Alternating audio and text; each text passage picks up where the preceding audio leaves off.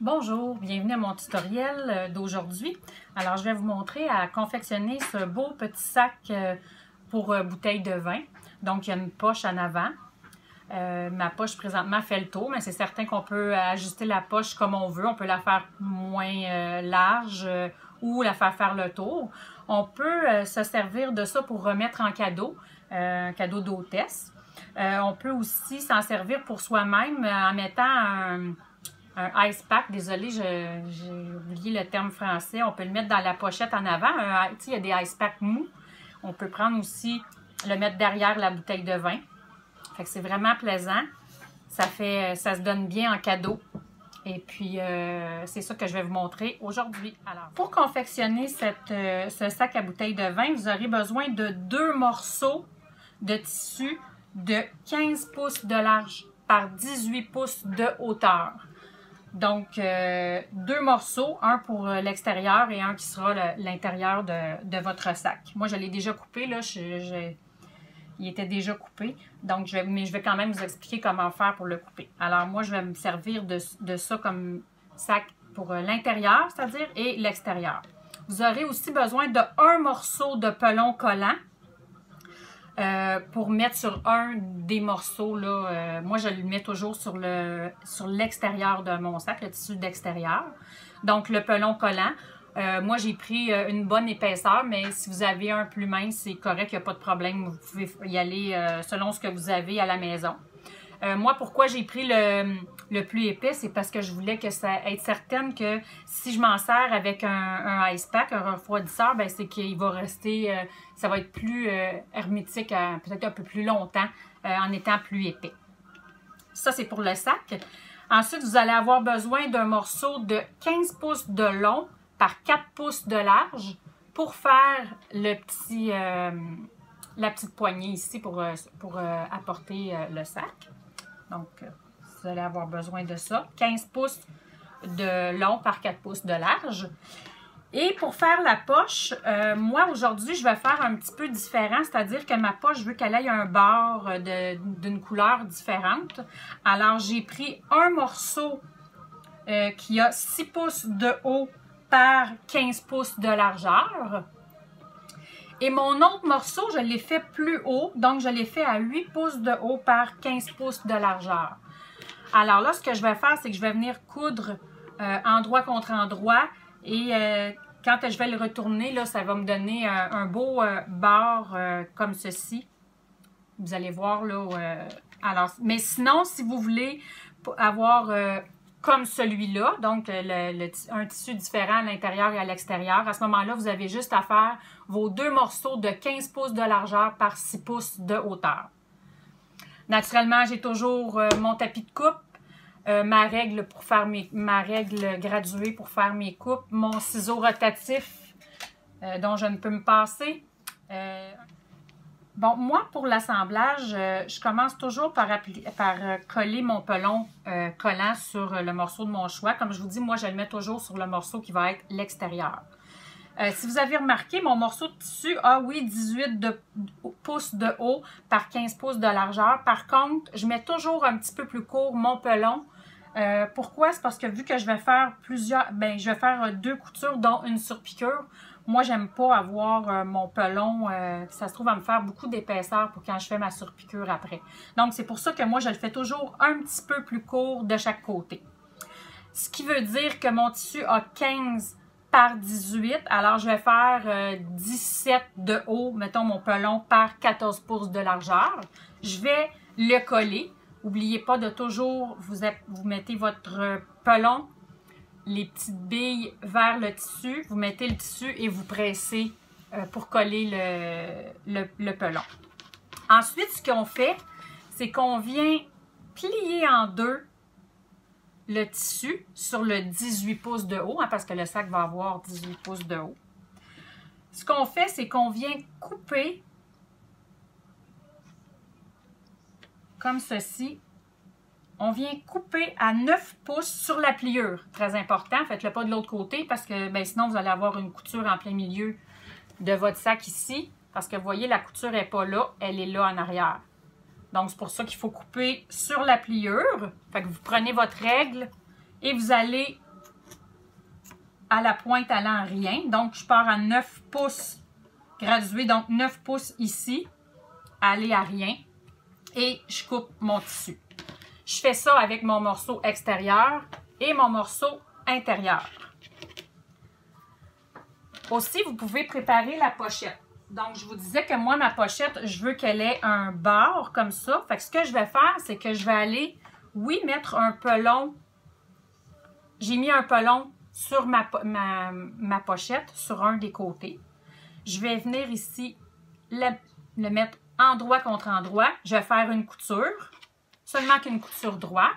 Et ensuite, je vais prendre l'autre côté et je vais venir faire une couture ici, droite. On ne coupe pas les bouts.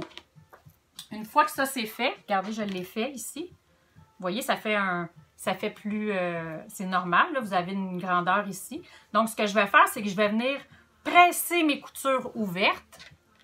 OK, là, je vais aller faire ça, presser mes coutures ouvertes et je vais le retourner et je vous reviens. Bon, donc j'ai cousu, j'ai tourné, je l'ai retourné de côté. J'ai été presser ma couture ici et naturellement, il y en a resté comme ça ici. Donc, ça me fait un bord pour ma poche. Fait que ça va faire une petite décoration. Ça va distinguer la poche avant de mon sac à bouteille de vin. Là, ce que je vais faire, c'est que je vais aller faire une surpiqûre ici et une surpiqûre ici. Pour que ce soit, moi, je trouve que ça va faire une plus belle finition. Voici ce que ça donne. Alors, j'ai fait une couture ici et une couture ici.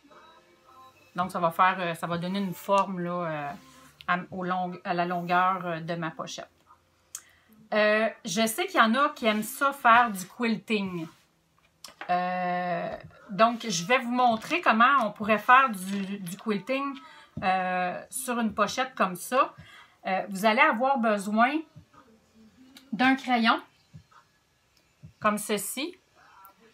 Parce que ça, c'est un crayon qui va s'effacer avec le fer à repasser. Donc ça, moi, je trouve ça bien pratique. Mais sinon, vous tournez l'envers de votre poche si vous n'avez pas un crayon qui s'efface.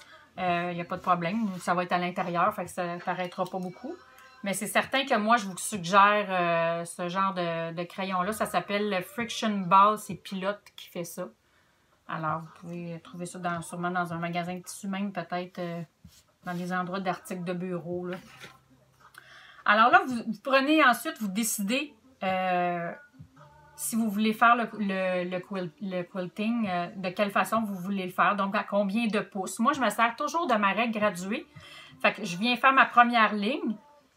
Et puis ensuite, ben j'y vais, je l'accote ici si je veux que mes coutures aient 1 pouce de distance ou sinon 2 pouces. C'est vraiment, ça là, vous pouvez faire, c'est à l'infini ce qu'on peut faire avec ça. Fait que moi, aujourd'hui, je vais le faire à 1 pouce. C'est sûr aussi que vous pouvez vous servir de votre planche. Si vous avez une planche comme ça, vous voyez, il y a des lignes dedans. Ça, c'est pour le nombre de degrés que vous voulez que votre ligne aille. Fait que mettons que je prends celle-là ici, c'est ma ligne de 60 degrés. Fait que moi, je vais me partir ma première ligne. Je vais la partir à 60 degrés. Ensuite, une fois que j'ai fait ma première ligne, bien là, je vais tasser d'1 pouce et je vais venir faire une autre ligne comme ça.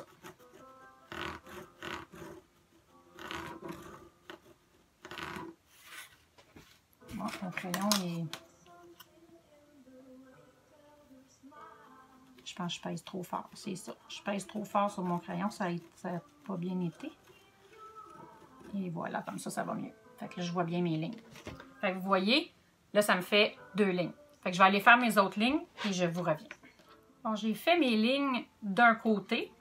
Donc, j'ai placé ma pochette de cette façon. Puis, je me suis alignée avec, comme je vous disais, la ligne du 60 degrés. Et j'ai décalé d'1 pouce mes lignes. Maintenant, moi, j'ai le goût de faire des carrés. Donc, ce que je fais, c'est que je viens tourner ma poche sur l'autre sens. Et je prends la même ligne pour faire des beaux... dans ce cas-ci, ça va faire comme des losanges, là. Des carrés sur le côté, si vous voulez. Donc, on y va comme ça. Et après avoir fait ma première ligne, ben, je tasse encore d'1 pouce. Mais on pourrait très bien décider de tasser de 2 pouces. On pourrait prendre un autre angle pour faire un carré différent. Vraiment, on y va selon où notre imagination nous mène. Fait que ça va faire des carrés comme ceci. Fait que là, je vais finir de faire mes lignes. Je vais aller faire mon quilting et je viens vous montrer le résultat. Mon quilting est fait. C'est certain que c'est un petit peu plus long, mais ça fait vraiment très joli. Voyez-vous, j'ai sauté ici, j'ai sauté une ligne pour faire un petit design. C'est pour vous montrer que vraiment, on peut faire ça là, de belle façon, puis toujours différemment. Maintenant, je vais vous expliquer comment on installe la pochette avant sur votre sac. Donc, sur le tissu extérieur, bien entendu. Moi, ce que je fais, c'est que je l'installe 1 pouce en bas du V, du décolleté, qu'on peut l'appeler. Donc, ici, 1 pouce en bas. Fait que moi, je l'enligne là. Encore une fois, je me sers de mon tapis gradué. Et puis, je viens vraiment l'installer de cette façon-ci. Je vais prendre mes clips et je vais venir tout simplement faire une surpiqûre dans le bas pour bien tenir la pochette en place. Puis, je vais faire un zigzag ici de chaque côté. C'est juste pour que quand je vais coudre, pour pas que ça bouge.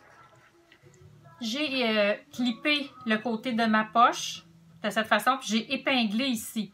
Fait que je vais aller faire un zigzag ici à chaque côté pour bien maintenir ma poche en place. Et j'allais faire une piqûre ici pour que maintenant que ma poche est bien fixée, je vais venir prendre mon tissu d'intérieur et je vais le mettre endroit contre endroit de cette façon-ci. Et là, je vais faire une couture comme ça ici en V. Moi, ce que je vous suggère, c'est de vous mettre une aiguille au point, à la pointe ici. Et de clipper à 1 ou 2 endroits, selon comment vous êtes à l'aise, ou de le clipper plus. Vraiment, allez-y comme vous êtes à l'aise. Je fais une valeur de couture de 1/4 de pouce. Donc, comme ça, je vais venir coudre ici. Donc, je vais partir comme ça. Je vais faire une couture. Quand j'arrive ici, je vais tourner, je vais faire pivoter mon tissu. Je vais faire un point et ensuite, je vais tourner encore et je vais venir faire le restant de ma couture. Ça va m'aider à avoir bien mon centre. Une chose que j'ai oublié de vous dire, c'est que ça va mieux quand on coud sur le côté où est-ce qu'il y a le pelon. Parce que des fois, si on coud le pelon en dessous, le pelon peut prendre dans les petites griffes de votre machine à coudre. Donc, si vous le faites de ce côté ici, ben ça va aller mieux. Je ne sais pas si vous allez pouvoir voir, mais j'ai vraiment fait ma couture jusqu'ici. J'ai fait pivoter mon tissu, un point, et j'ai retourné pour remonter ensuite. Et ça va m'aider à avoir un beau milieu. Et là, je vais prendre mon petit couteau ici, puis je vais venir couper jusqu'à la couture. Mais il ne faut pas couper la couture. Vraiment, comme ça ici. Fait que ça va aider pour quand je vais le tourner. Maintenant, ce que je vais faire, c'est que je vais fermer. Je vais ouvrir ça comme ça. De cette façon-ci. Et là, je vais venir prendre ma poche. Vous voyez, là, le haut de ma poche doit arriver ensemble. Je vais clipper. Et le bas de ma poche va arriver aussi. Et je vais clipper. Comme ceci. Et là, vous placez vraiment les coutures ensemble. Puis vous clippez ou vous épinglez selon, c'est vraiment selon ce que vous préférez. Comme ceci. Et la même chose de l'autre côté.